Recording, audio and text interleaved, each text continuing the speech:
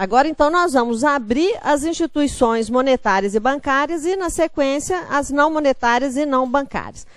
Primeira instituição que nós vamos trabalhar aqui são os chamados bancos comerciais. Precisamos ter em mente todas essas instituições. Então, tudo que a gente falar aqui, vocês vão pregar lá na geladeira, tá? Então, temos que saber não só quais que são monetárias ou bancárias, então, dividir o grupo, e como que eu caracterizo cada uma dessas instituições e a atividade.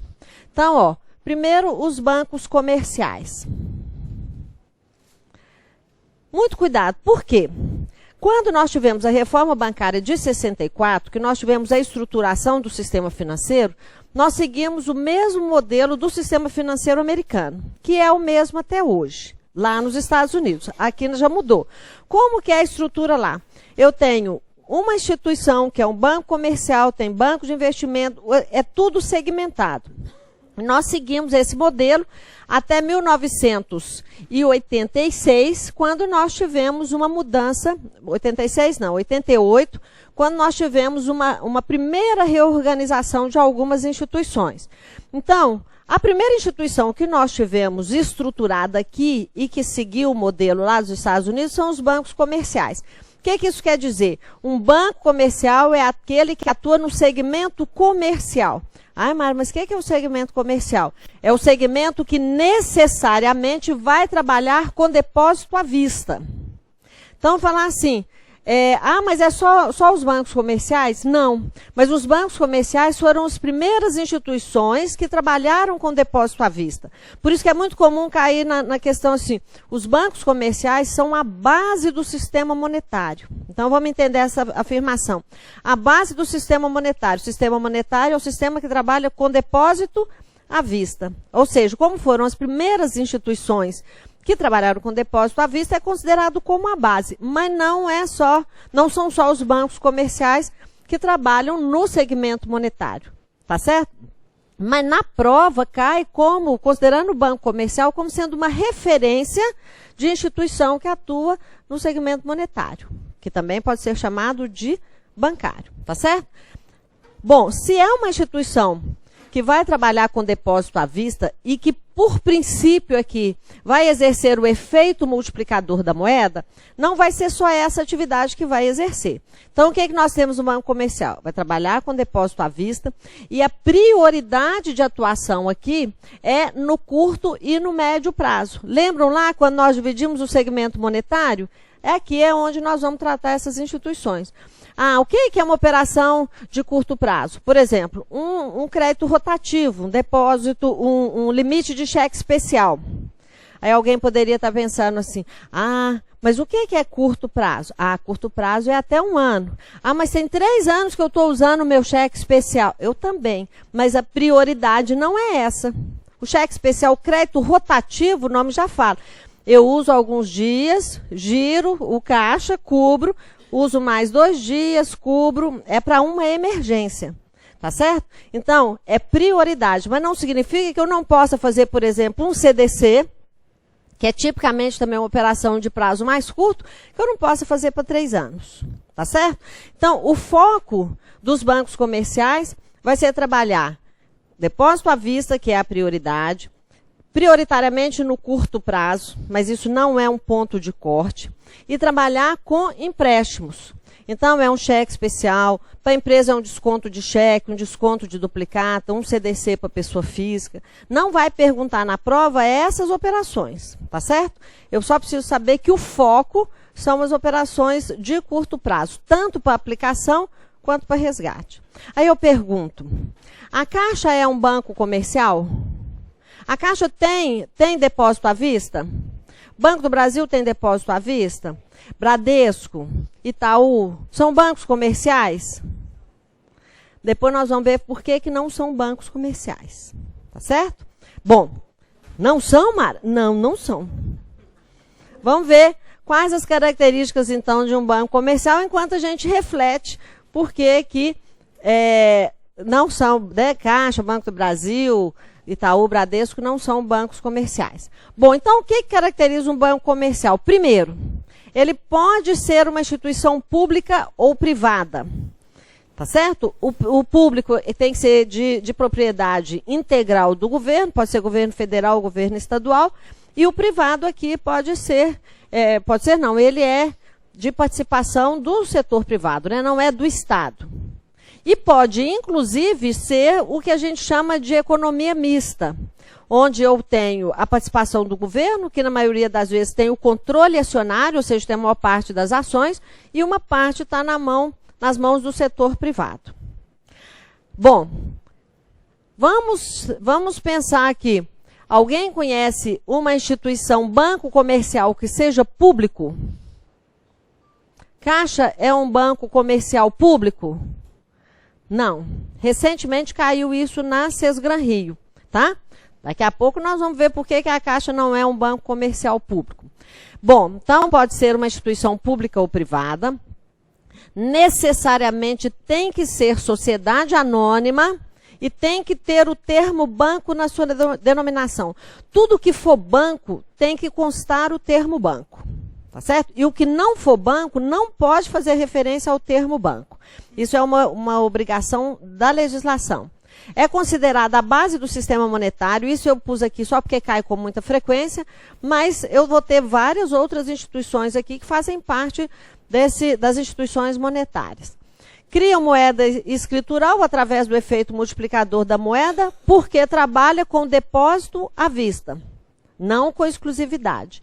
E trabalha aqui na concessão de crédito a pessoas físicas e jurídicas no curto e médio prazo, prioritariamente no curto, né, mas não significa que não possa trabalhar em outros prazos. Tudo bem? Bom, isso é suficiente para a gente saber dos bancos comerciais. Bom, o segundo grupo que nós vamos ver aqui agora são chamados bancos múltiplos, que é a mudança que eu comentei que ocorreu na década de 80. Olha, quando nós tivemos lá a reforma bancária, então nós tínhamos assim, vamos colocar aqui um exemplo. Vamos supor que eu tivesse lá, olha, eu tenho o Itaú Comercial. O Itaú Comercial atuava no segmento comercial, ou seja, trabalhava com depósito à vista, empréstimos, operações de curto prazo. Ele tinha um CNPJ próprio, ou seja, um cadastro de pessoa jurídica, e tinha lá uma sede, uma contabilidade, uma auditoria, uma diretoria, uma estrutura individual. Depois, eu tinha lá Itaú Investimento. Era outra instituição financeira do mesmo grupo, mas independente. Então, tinha outro CNPJ e tinha uma sede, uma diretoria, uma contabilidade, tudo separado. Depois, eu poderia ter Itaú Imobiliário, Itaú Leasing, Itaú Aceite. Quando eu falo aceite, é a atividade desenvolvida pelas financeiras, que tinha também outra estrutura. E funcionava perfeitamente. Só que se eu precisasse abrir uma conta corrente, eu ia no Itaú Comercial. Se eu fosse uma empresa, precisasse financiar um projeto para comprar máquinas, equipamentos, eu tinha que ir no Itaú Investimento. O mercado era segmentado. O que é que nós tivemos na década de 80? A década de 80 foi considerada a década perdida, onde nós passávamos por um período de estagflação, ou seja, inflação elevada e a economia estagnada. E nós tivemos, ao longo da década de 80, muitas alterações no sistema financeiro. Muitas instituições foram incorporadas, muitas foram fechadas, enfim. E quando nós tivemos, em 1986, o Plano Cruzado, como qualquer plano de estabilização, então com o Cruzado, com o Plano Collor, depois com o Plano Real também, o sistema financeiro passa por um processo maior de crise. Por quê? Quando eu tenho um plano de estabilização, eu derrubo a inflação, derrubo a taxa de juros, e aí o spread, ou seja, a margem das instituições financeiras fica menor. Então, quem não é eficiente acaba não conseguindo sobreviver. E as instituições que já estavam passando por um processo de crise pelo próprio cenário, começaram a pressionar o governo para falar, olha aqui, como é que nós vamos ficar? Né? Nossa margem, o lobby do setor financeiro sempre foi muito forte. Então, quando foi em 1988, foi aprovada uma resolução do Conselho Monetário Nacional chamada de Resolução 1524, de 88, que aprovava a criação do chamado banco múltiplo. O que é a lógica do banco múltiplo? Olha, para que eu vou ter várias instituições do mesmo grupo com estruturas replicadas e um custo de manutenção muito elevado, se eu posso criar uma única instituição que seria múltipla, ou seja, atuaria nos vários segmentos com uma estrutura só. Então, ao invés de eu ter vários CNPJs, eu teria um só do banco múltiplo. Ao invés de eu ter várias contabilidades, eu teria uma só, uma diretoria, uma auditoria, e aí eu diminuiria os custos operacionais. Então, o banco múltiplo foi criado com esse objetivo, de diminuir os custos, otimizar o funcionamento das instituições financeiras, onde cada instituição passou a ser um segmento de um bancão múltiplo. Está claro isso? Então, observe o seguinte, a gente fala, mas como é que ficou a legislação? Isso é uma questão que cai com muita frequência. Observe o seguinte, quando eu tenho instituições segmentadas, e hoje eu ainda tenho, então eu posso ter uma instituição que é só comercial, eu posso ter uma instituição que é só investimento, outra que é só de imobiliário, como eu posso ter uma instituição que atua nos diversos segmentos. Então, quando eu tenho banco múltiplo atuando em várias carteiras, né? Carteira é sinônimo de segmento, significa que mesmo estando de pendurado num banco múltiplo, a legislação que tem que ser observada por esse banco múltiplo é a mesma que tem que ser observada pela instituição que atua só naquele segmento. Então, toda a legislação que é observada pelo banco comercial tem que ser observada pelo banco múltiplo que tem a carteira comercial. A legislação do banco de investimento tem que ser observada pela instituição múltipla que tem o segmento de investimento. Como que isso caiu recentemente? Falando assim, que quando eu tenho um banco múltiplo, eu preciso ter uma diretoria específica para cada segmento, para cada carteira. Ou seja, que deveria ter uma diretoria comercial, uma diretoria de investimento, uma diretoria de leasing. E isso está errado, não precisa. Muitas instituições trabalham assim, olha, nós vamos ter uma diretoria de pessoa física. E aí o que a pessoa física fizer em qualquer segmento está dependurado nessa diretoria, ou de diretoria de pessoa jurídica ou de grandes investidores. A forma como a instituição se organiza, aí depende de cada uma. Agora, a legislação, sim, tem que ser observada. A mesma legislação de uma instituição individual tem que ser observada pelo banco múltiplo que atua naquele segmento. Está claro isso? Então, observe o seguinte, o que é, e isso é muito comum, tem que lembrar o número da resolução, porque não vai cair assim, qual é o número da resolução que autorizou a criação do banco múltiplo? Isso não pergunta, mas cai assim, a resolução 1524 de 88, que criou os bancos múltiplos, definiu que... Então, eu preciso, pelo menos, lembrar que essa resolução, que aquele número de resolução está correto para o enunciado. Do mesmo jeito que a gente tem lá a Lei 4595, que também vai cair no enunciado. Aí vai perguntar assim, o que precisa ser atendido, né? Quais os requisitos para eu ser um banco múltiplo? Então, primeiro, eu tenho que ter no mínimo 2 carteiras, porque se eu tiver só uma, não é múltiplo, seria uma instituição singular.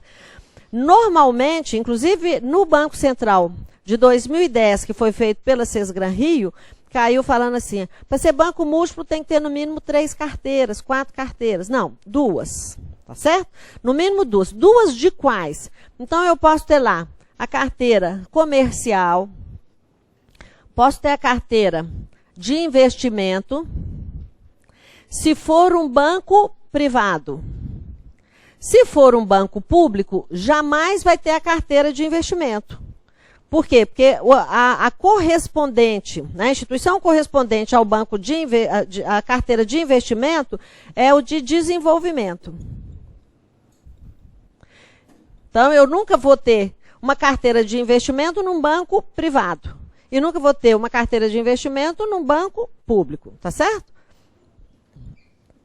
O que mais? Posso ter a carteira imobiliária, de leasing.